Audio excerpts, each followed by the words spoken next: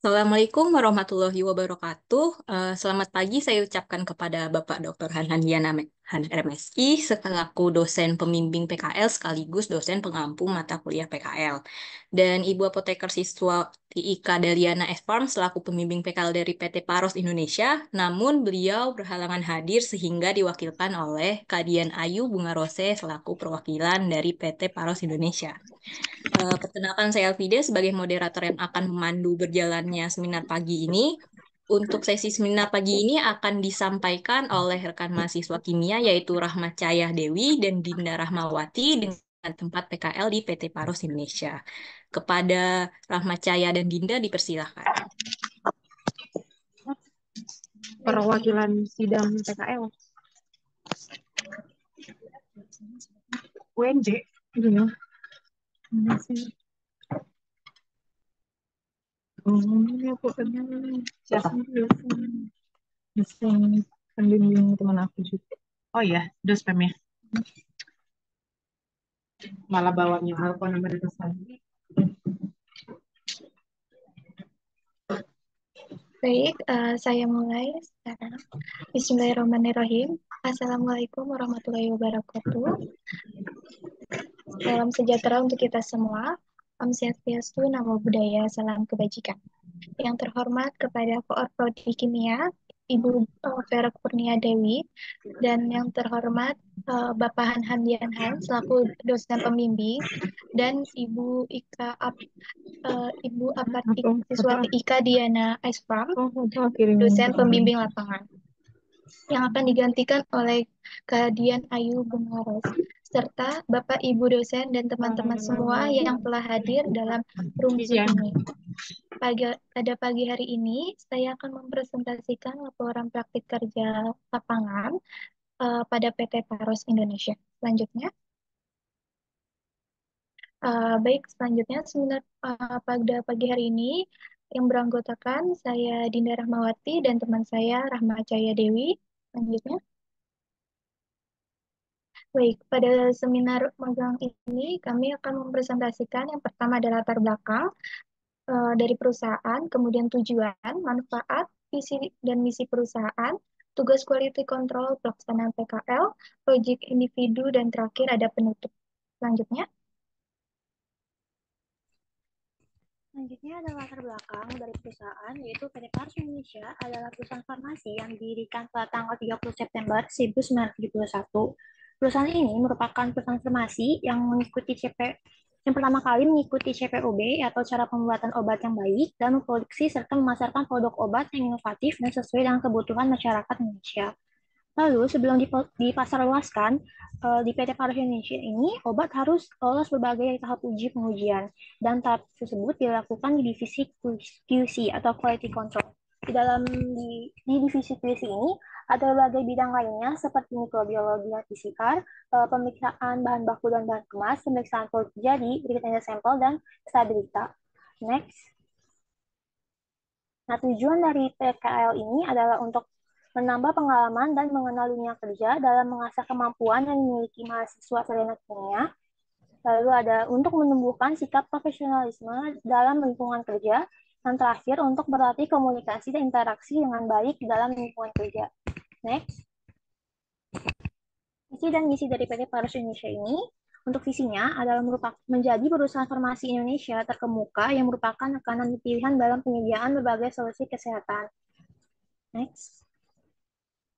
Untuk misinya ada 5. Yang pertama, memperkuat portfolio produk di berbagai kategori spesialis kesehatan. Yang kedua, terus berinovasi dalam pembuatan produk melalui aplikasi continuous improvement. Yang ketiga, memproduksi produk berkualitas tinggi dengan harga yang terjangkau. Yang keempat, menyediakan pelayanan terbaik pada semua spesialis di Indonesia dan pada halayak ramai. Yang kelima, membangun kultur sumber daya manusia yang kuat dan positif berdasarkan kompetensi setiap individu. Next.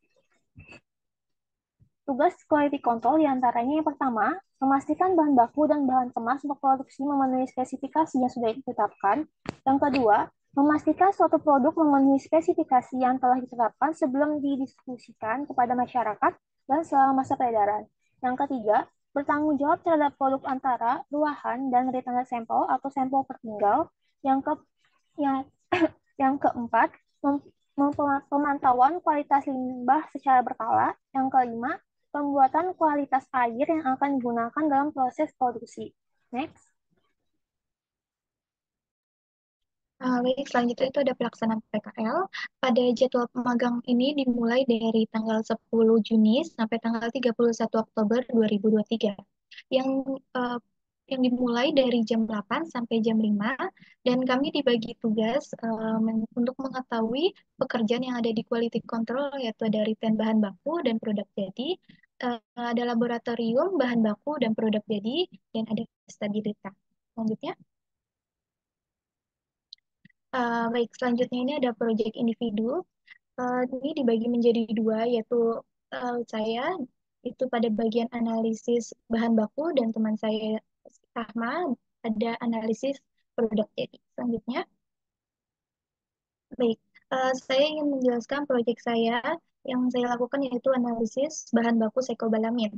Sebelum masuk pada sekobalamin, saya ingin menjelaskan bahan baku obat adalah bahan utama yang dipergunakan untuk kesediaan obat sebagai bahan baku obat tunggal ataupun campuran yang harus dilakukan dengan pengujian untuk mendapatkan hasil yang memenuhi syarat method of analysis atau MOA. Bahan baku Phycobalamin merupakan bahan baku yang digunakan dalam produk farmasi sehingga perlu dilakukan analisis. Phycobalamin ini merupakan vitamin B12 yang dapat mengatasi manusia yang kekurangan vitamin. Selanjutnya, baik, selanjutnya ini ada perilisan. Pada bahan baku yang digunakan ini perlunya dilakukan perilisan, yaitu yang pertama barang yang datang, kemudian diperiksa oleh petugas warehouse, kemudian barang dikarantina dan diberi label hold, kemudian diberi LPB, kemudian LPB dikonfirm, kemudian disampling, dan kemudian dicatat di buku sampling. Selanjutnya sampel diletakkan di dalam wadah sampel, kemudian sampel diambil sesuai jadwal dan late timer, kemudian analis QC melakukan analisa sesuai MOA BB atau bahan baku yang berlaku, kemudian hasil analisa dicatat di lembar LPB atau lembar pemeriksaan bahan baku, kemudian elementary hasil dan verifikasi SPV, kemudian verif dan confirm manager, kemudian pembuatan MR dan print label. Selanjutnya, yang terakhir itu ada scan laporan dan filing dokumen. Selanjutnya, baik. Selanjutnya itu sekobalamin ini merupakan vitamin B12 yang dapat larut dengan air. Dalam tubuh manusia dapat mengubah sekobalamin ini menjadi vitamin B12. Bahan baku sekobalamin adalah bentuk dari vitamin B12 yang dilengkapi dengan bahan kimia. Pada sampel sekobalamin yang sudah disiapkan untuk dianalisa, kemudian analis kuisnya menyiapkan MOA yang berlaku dan laporan pemeriksaan bahan baku untuk dicatat hasil yang diperoleh saat dilakukan analisis. Kemudian pada pengujian ini dilakukan yaitu pemeriksaan kelarutan yang terdiri dari 5 pemeriksaan yaitu ada etanol, purified water atau PW, aseton, kloroform, ether. Dan selanjutnya itu pemeriksaan sudut pengeringan. Dan yang kemudian ada pemeriksaan kadar dan pemeriksaan identifikasi menggunakan spektrofotometer UV vis. Kemudian selanjutnya, baik selanjutnya itu ada metode penelitian. Dari yang pertama itu ada pemeriksaan kelarutan, ada lima kelarutan yaitu pertama ada etanol, terus purified water, aseton, kloroform, dan ether. Kemudian 10 gram sampel dimasukkan ke dalam tabung reaksi, ditambahkan 10 mili masing-masing larutan ke dalam tabung reaksi, kemudian dilarutkan sampel dan diamati kelarutannya. Kemudian ada pemeriksaan susut pengeringan, sampel sel kobalamin ditimbang di dalam penetapan bobot tetap, kemudian ditambahkan sampel ke dalam wadah dengan kondisi ditimbang, kemudian dimasukkan ke dalam tanur pada suhu 105 derajat Celcius hingga 2 jam, hingga bobot tetap. Kemudian didinginkan wadah dan yang berisi sampel, ditimbang bobot akhir yang konsisten dan dilakukan perhitungan sesuai susut sampel. Selanjutnya, pada selanjutnya itu ada pemeriksaan kadar.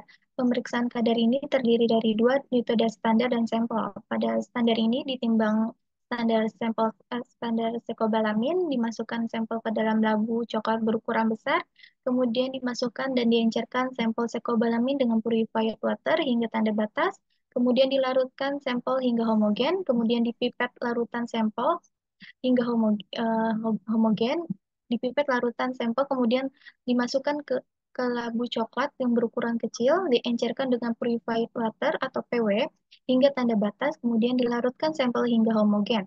Diukur menggunakan spektrofotometer UV vis dengan panjang gelombang 361 nanometer.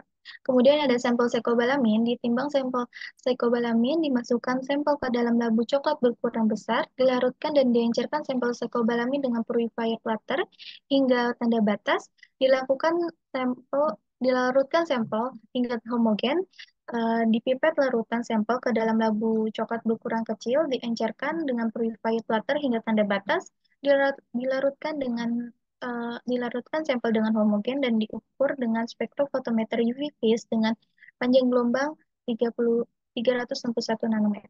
Selanjutnya, kemudian ada pemeriksaan identifikasi. Pada pemeriksaan ini sama menggunakan standar dan sampel. Kemudian dari standar sekobalamin itu ditimbang, kemudian dimasukkan ke dalam labu coklat berukuran besar, kemudian dilarutkan dan diencerkan dalam sekobalamin dengan purified water hingga tanda batas, dilarutkan sampel hingga homogen, dipipet larutan sampel ke dalam labu coklat berukuran kecil, kemudian diencerkan dengan purified water hingga tanda batas, dilarutkan hingga homogen dan diukur menggunakan spektrofotometer UV vis dengan panjang gelombang 200 sampai 700 nanometer. Selanjutnya itu ada sampel sekobalamin. Sampel ditimbang, kemudian dimasukkan ke dalam labu coklat berukuran besar, kemudian dilarutkan dan diencerkan sampel sekobalamin dengan purified water hingga tanda batas, dilarutkan sampel hingga homogen, dipipet larutan sampel ke dalam labu coklat berukuran kecil, kemudian diencerkan dengan purified water hingga tanda batas, dilarutkan sampel hingga homogen dan diukur dengan spektrofotometer UV vis dengan panjang gelombang 200 sampai 700. Selanjutnya, baik, selanjutnya ini ada hasil analisis. Yang pertama itu ada pengujian kelarutan. Sampel pengujian yang pertama itu ada etanol dengan syarat pengujian larut dalam etanol. Hasil pengujiannya itu memenuhi syarat. Yang kedua itu ada purified water. Syarat pengujiannya agak sukar larut. Dalam purified water, hasil pengujiannya memenuhi syarat. Kemudian ada aseton, syarat pengujiannya itu tidak larut dengan aseton, hasil pengujiannya memenuhi syarat. Kemudian ada kloroform, syarat pengujiannya tidak larut dengan kloroform, hasil pengujiannya memenuhi syarat. Dan yang terakhir ada ether, syarat pengujiannya itu tidak larut dengan ether, hasil pengujiannya memenuhi syarat. Selanjutnya. Baik, selanjutnya itu ada susut pengeringan. Sampel yang digunakan itu sampel sekobalamin dengan syarat pengujian kurang dari 12% dengan hasil pengujiannya hasil pengujian yang diperoleh itu 1,9%. Kemudian ada pengujian kadar. Pengujian kadar ini menggunakan spektrofotometer UV vis dengan panjang gelombang 361 nanometer dengan belangko yang digunakan yaitu purified water. Sampel yang digunakan itu masih sama dengan cyanocobalamin dengan syarat pengujian 36% sampai 102%. Hasil pengujian yang diperoleh yaitu 101%. Selanjutnya. Selanjutnya itu ada pengujian identifikasi dengan panjang gelombang 200 sampai 700 nanometer dengan belangko yang digunakan purified water. Dengan sampel yang digunakan yaitu sama, sampel sekobalamin dengan panjang gelombangnya itu ada dua. Yang pertama itu ada syarat panjang gelombangnya itu yang pertama ada 361 nanometer dan 278 nanometer dengan syarat pengujian 1,70 nanometer sampai 1,90 nanometer. Dengan hasil pengujian yang diperoleh yaitu 1,73 nanometer. Yang kedua itu ada syarat panjang gelombang itu 361 nanometer dan 550 nanometer. Dengan syarat pengujiannya itu 3,15 nanometer sampai 3,40 nanometer. Sehingga hasil yang diperoleh itu 3,34 nanometer. Dari semua hasil analisis yang dianalisis ini memenuhi syarat, kemudian dapat dilakukan dengan step selanjutnya. Baik, selanjutnya.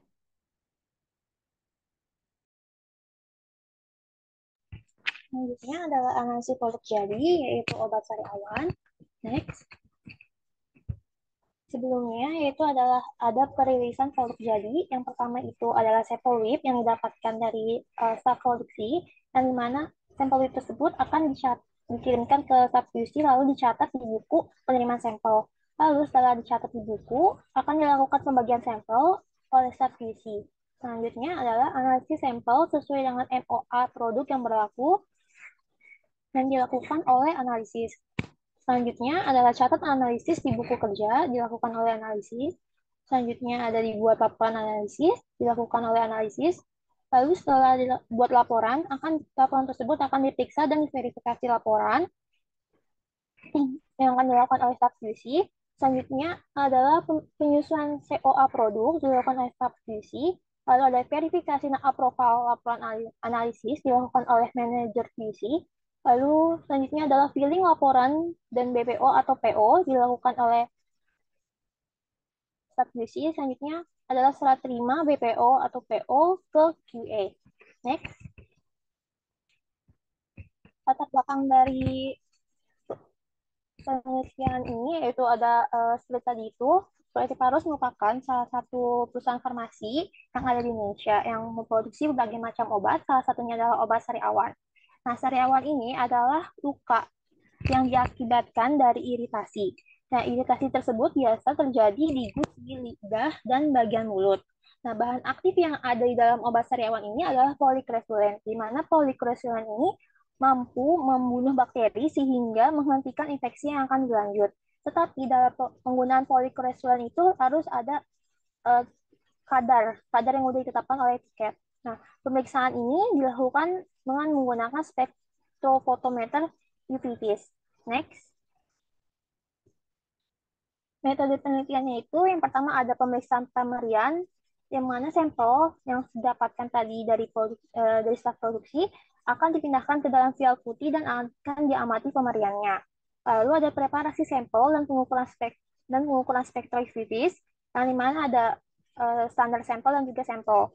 Nah, untuk standar ini ditimbang dan dimasukkan ke dalam labu ukur 100 ml, lalu diencerkan dengan purified water sampai tanda batas, dikocok hingga homogen, dipipet sebanyak 2 ml dan dimasukkan ke dalam labu ukur 25 ml, dikocok hingga homogen, lalu diukur menggunakan spektrofotometer UV-Vis dengan panjang lubang 281 nanometer.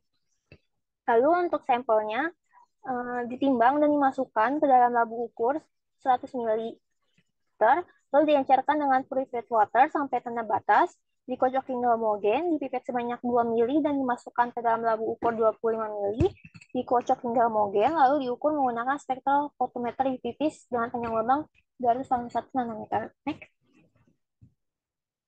Metode yang ketiga adalah pengukuran bobot jenis, yang dimana menggunakan piknometer.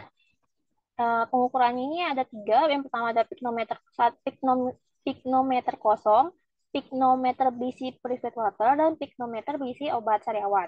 Untuk piknometer kosong ini didinginkan sampai di bawah suhu 25 derajat Celcius, lalu ditutup dengan termometer, lalu ditimbang dan dicatat masanya. Untuk piknometer yang berisi purified water didinginkan sampai di bawah suhu 25 derajat, ditutup dengan termometer dan dikeringkan dari tumpahan dengan tisu, lalu dicatat dan ditimbang masanya. Untuk piknometer berisi obat sari awan didinginkan sampai di bawah suhu 25 derajat Celcius, ditutup dengan termometer dan dikeringkan dari tumpahan dengan tisu, lalu ditimbang dan dicatat masanya. Next. Lalu ada pengukuran pH yang mana sampel diukur dengan pH meter lalu akan dicatat hasilnya. Lalu ada uji cemaran mikrobiologi yang mana ini untuk botol untuk sampelnya, uji sampling lalu akan diuji dengan cemaran mikrobiologi dengan metode ALT, angka lumping total, dan AKK atau angka Kamil dan Kaplan. Next.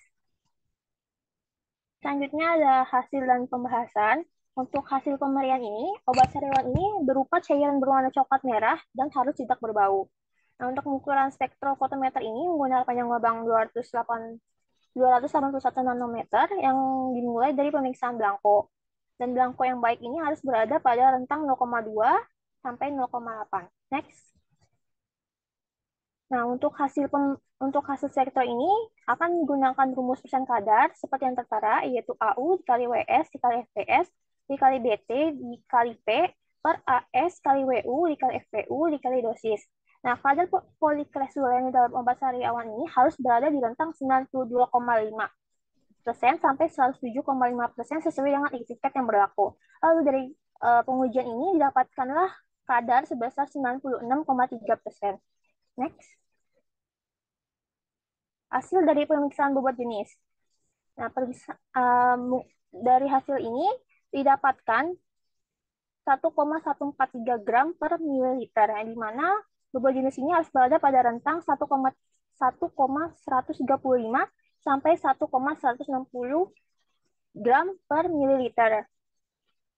Nah, pengukurannya menggunakan rumus yang tertera, yaitu bobot jenis sama dengan massa piknometer yang berisi sampel dikurang massa piknometer kosong, terus massa piknometer yang berisi air dikurang massa piknometer kosong. Next.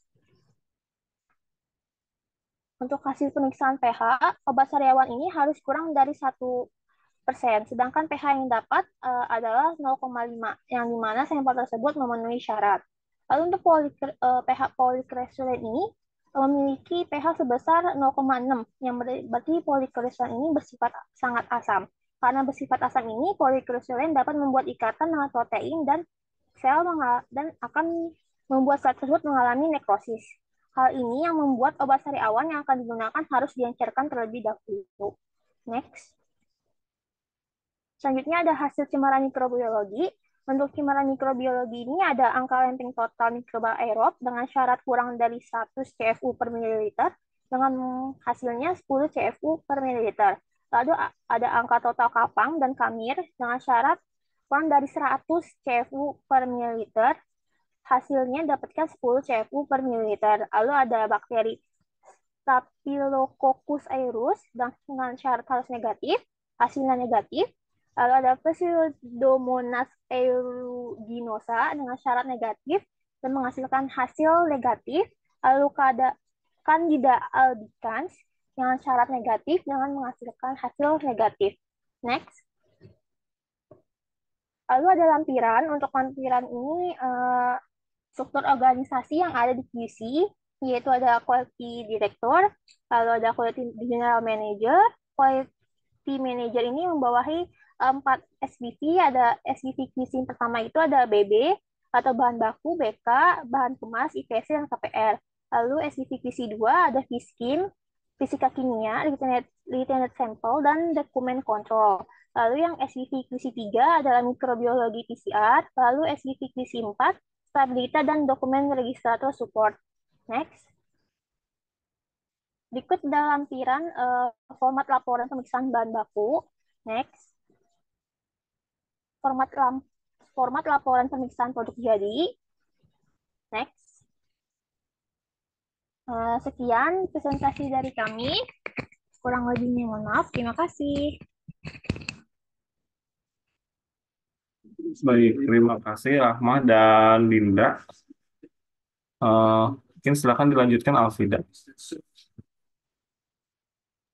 Baik, terima kasih Rahma dan Dinda atas presentasinya yang sangat bermanfaat. Selanjutnya saya akan membuka sesi tanya jawab dari rekan mahasiswa terlebih dahulu. Bagi mahasiswa yang ingin bertanya, dipersilakan raise hand atau bisa langsung menyalakan mikrofonnya.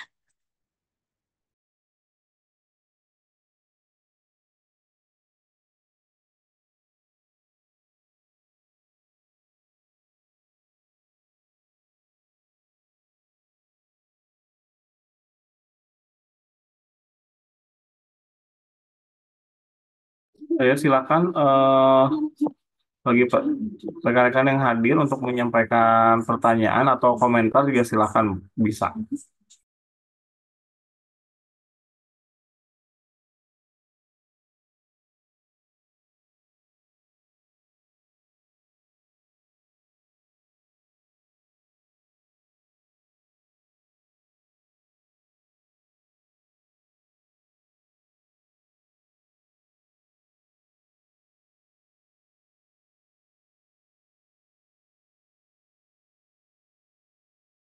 Silakan.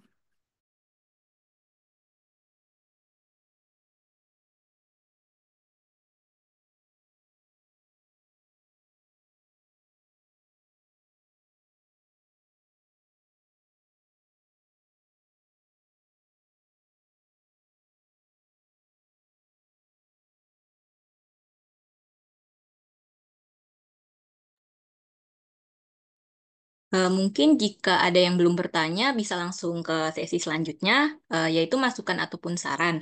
Mungkin dari pembimbing mitra terlebih dahulu, yaitu Kak Dian Ayu, saya persilahkan.